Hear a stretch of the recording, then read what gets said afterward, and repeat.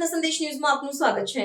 ગુજરાતીઓના અપમાન મામલે કોંગ્રેસ અધ્યક્ષ મલ્લિકાર્જુન ખડગે વિરુદ્ધ નડિયાદ ખાતે ભાજપ દ્વારા આક્રમક મૌન ધરણા પ્રદર્શન કરાયા। કોંગ્રેસના રાષ્ટ્રીય અધ્યક્ષ મલ્લિકાર્જુન ખડગે દ્વારા ગુજરાત અને ગુજરાતીઓ વિશે કરવામાં આવેલા કથિત અપમાનજનક નિવેદનના વિરોધમાં નડિયાદ શહેર ખાતે ભારતીય જનતા પાર્ટી દ્વારા મૌન ધરણા કાર્યક્રમનું આયોજન કરવામાં આવ્યું હતું।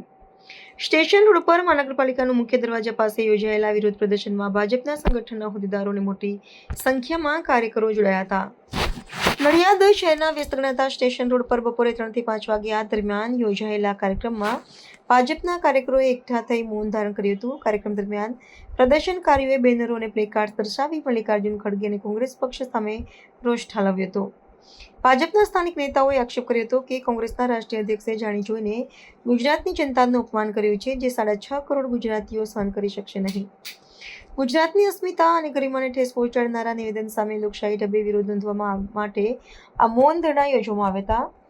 2 કલાક સુધી ચાલેલા આ ધરણા કાર્યક્રમમાં ગુજરાત પ્રદેશ પ્રવક્તા શ્વેતાબેન બ્રહ્મભટ્ટ, જિલ્લા પૂર્વ મહામંત્રી ગોપાલભાઈ વિકાસભાઈ, જિલ્લા ઉપાધ્યક્ષ વિવેકભાઈ પટેલ, કિરણસિંહ પરાગભાઈ મીડિયા કન્વીનર તેજસ પટેલ, જિલ્લા મંત્રી નલિનીબેન, નડિયાદ શહેર પ્રમુખ વિરાગ શાહ, પ્રમુખ કારોબારી ચેરમેન પરિનભાઈ, જિલ્લા અને શહેર સંગઠન તથા વિવિધ મોરચાના હોદ્દેદારશ્રીઓ, પૂર્વ નગરસેવકશ્રીઓ, સ્થાનિક પ્રતિનિધિઓ અને કાર્યક્રમ મિત્રોએ હાજરી આપી હતી।